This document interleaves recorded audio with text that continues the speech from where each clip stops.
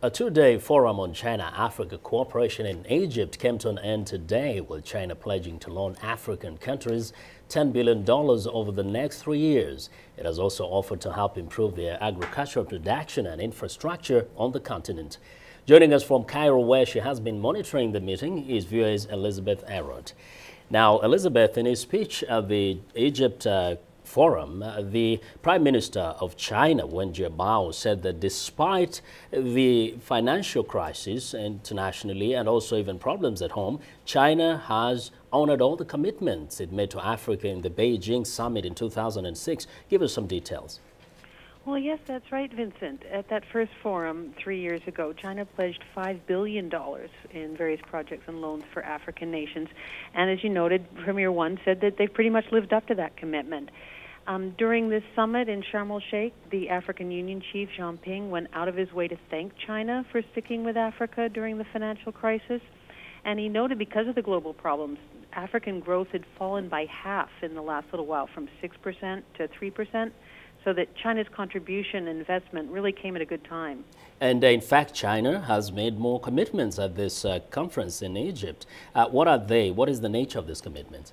Well, it's being even more ambitious this time. It's offered $10 billion in concessionary loans. That's money given at a lower than usual rate to some African nations. And it's canceled some debts. It's also promised a lot of infrastructure programs, roads and bridges and so on.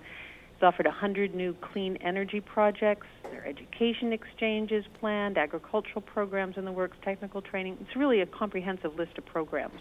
Now, Elizabeth, we know that China's policy is no strings attached aid and development plans. Some critics are saying, well, there's something negative about this. What are you hearing? Well, that no strings attached, it's quite different than the loans you'll see from, say, the International Monetary Fund, which they come with a lot of conditions aimed at reform. Beijing has repeatedly said that Africa can solve Africa's problems, and it's not going to interfere in another nation's internal affairs. By the way, that's a position it takes for itself when others criticize its human rights record. But it leaves China open to accusation that all this money helps keep some repressive governments in power. I think the West is most concerned about China's relationships with the president of Sudan and Zimbabwe. And during this Sharm el-Sheikh conference, President Mugabe did thank Beijing for leaving well enough alone.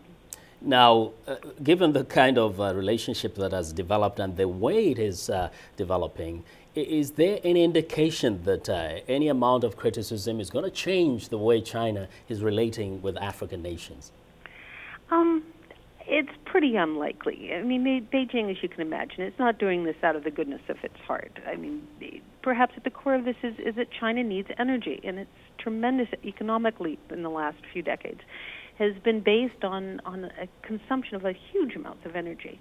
You've seen China growing closer to the oil and gas-rich countries in the Middle East, and it's only natural that it's turning to Africa with all its resources. But that said, it's taken pains not to seem like just another exploiter of African wealth, like in the old colonial tradition. These development programs we've been talking about are of great benefit to African nations. So very briefly, in a few seconds, you can say most of the African leaders seem to be embracing the China type of relationship than the Western type of relationship. It really does seem to be far more balanced than perhaps some of the things seen in the past, and that at least we'll see in the future how much gets down to the average African person, but for now it seems pretty good. Okay, thank you very much, Elizabeth Arrott in Egypt. Thank you.